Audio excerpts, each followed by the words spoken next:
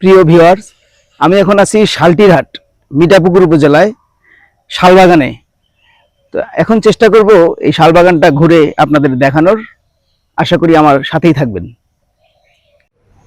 মিঠাপুকুর উপজেলা সদর থেকে 10 কিলোমিটার পশ্চিমে শালটিরহাট নামক স্থানে এই শালবাগানটি অবস্থিত। শালবাগানটি বর্তমানে বন বিভাগের আওতায় রয়েছে, ফলে এই শালবাগান থেকে কাঠ সংগ্রহ করা, গাছ কাটা পুরাটাই নিষিদ্ধ এবং এখানে পাখির অভয়ারণ্য হিসেবেও সংরক্ষিত আছে।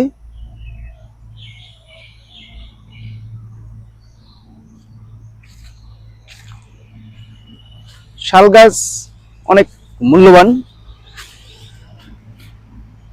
যে জন্য বাংলাদেশ সরকারের বন বিভাগ এটি সংরক্ষণ করে থাকে।